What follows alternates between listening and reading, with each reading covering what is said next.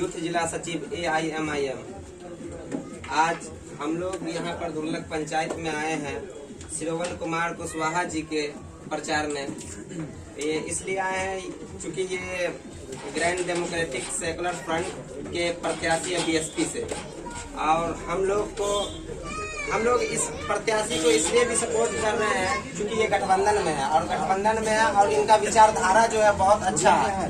किसी भी तरह का कोई भी जात पात नहीं है और हम लोग को इनको समर्थन करना होगा क्योंकि इसलिए कि ये यूथ है और हमारे गांव समाज और हमारे विधानसभा में जितनी परेशानियां हैं उनको ये दूर करेंगे, हर हाल में दूर करेंगे। क्योंकि इनके अंदर जो कैपेसिटी है काम करने का, हम इनके साथ 10 दिनों से घूम रहे हैं, पिछले 10 दिनों से घूम रहे हैं और इनके अंदर जो कैपेसिटी देखे हैं काम करने का वो और विधायकों के अंदर और उम्मीदवार के अंदर नहीं देखे हैं। इसलिए हम लोगों को इनका साथ देना होगा, एक एक वोट हक में दबाना होगा। क्योंकि हमारे साथ जो 70 साल से नाइंसाफियां होती आई हैं हिंदुस्तान में, उस नाइंसाफी का बदला लेने का वक्त आ गया और वो बदला तभी लिया जा सकता है जब हम हक में वोट डालेंगे। और हक हमको पहचानना होगा, हक पहचानने में नहीं आएगा। क्योंकि अभी तक जितने भी उम्मीदवार आए हैं सब लोग बोलते हैं हम तुम्हारे रहनुमा, हम तुम्हारे रहबर, हम तुम्हारे रहनुमा, और हमारा वोट लेकर हमारा इस्तेमाल कर हमें यूज किया गया है। आप अपने वोट की अहमियत को समझिए, आप अपने वोट के हक को समझिए। आप अपना वोट अगर हक में डालते हैं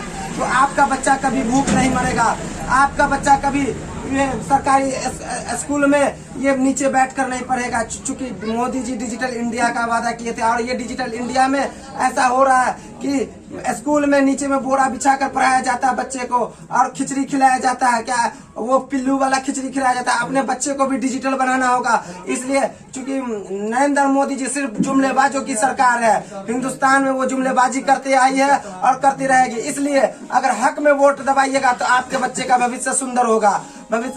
आप हैदराबाद की, मैं ओवैसी साहब की बात करता हूँ, अभी हाल फिलहाल में वहाँ फ्लड आया था जिसको बाढ़ बोलते हैं, बाढ़ आया हुआ था। तो वैसा नेता हमको चुनना होगा और इनके अंदर वो मतलब देखे हैं कि वैसा नेता है ये। क्योंकि जब बाढ़ आया था तो ओवैसी साहब खुद अपने से बाढ़ के पानी में घुसकर इतना पानी में घुसकर जो है वो जनता से हाल चाल लेने और जनता तक राशन पहुंचाए, जनता तक हर वो सुविधा पहुंचाए जिसकी वजह से वो भूखे मर रहे थे, उनके बच्चे भूखे प्यासे मर रहे थे। इसलिए आप लोगों को ऐसे प्रत्याशी को चुनना होगा, ऐसे प्रत्याशी के हक में वोट डालना होगा ताकि आपका बच्चा भी मतलब सही से रह सके। और जिस तरीके से हैदराबाद में बच्चे को फ्री में एजुकेशन दिया जाता है, चाहे वो किसी भी कास्ट का हो, किसी भी धर्म का हो, उनको नर्सरी से लेकर डॉक्टर इंजीनियर तक फ्री में एजुकेशन दिया जाता है।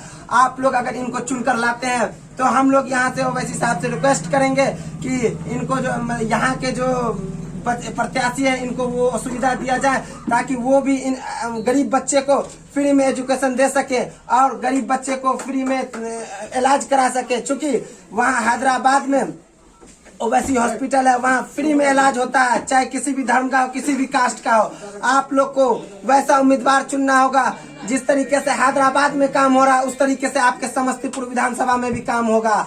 आप ये तभी होगा जब आप ऐसे कैंडिडेट को चुनते हैं जो सच्चा और ईमानदार हो, और ये ईमानदार कैंडिडेट है। मैंने इनके साथ 10 दिनों से घूम रहा हूँ और उनके अंदर वो ईमानदारी देखा है, वो सच्चाई देखा है जो जनता के प्रति होता है, गरीबों के प्रति होता है। ये गरीबों के रहनुमा है। आप इनको वोट डालकर अगर हक के लिए इनको जिताते हैं, अगर समस्तीपुर से जीतते हैं तो हम वादा करते हैं कि समस्तीपुर में एक एक गरीबों का बच्चा नर्सरी से लेके इंजीनियर डॉक्टर तक की पढ़ाई की सुविधा यहाँ दी जाएगी। और जिस तरीके से गरीबों का बच्चा बिना पैसे के कारण जो हॉस्पिटल ले जाते जाते रास्ते में ही दम तोड़ देता है, वैसा सुविधा यहाँ दिलाया जाएगा। जो बच्चे को घर तक वो सुविधा दिलाया जाएगा जैसे हैदराबाद में घर तक है। एक भी बच्चा किसी भी,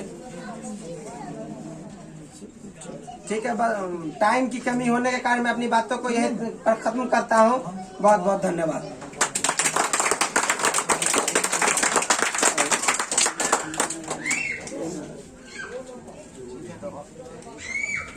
सभी लोगों से जो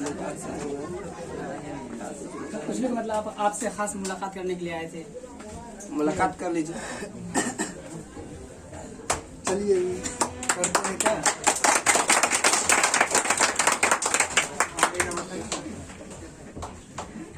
क्या करना है? आगे चलते हैं। क्षेत्र में घूमिए। सभा को समाप्त किया जाए। चलिए आप लोग बहुत ही समय पर आने के लिए चलिए, वो अपनी वहाँ बातें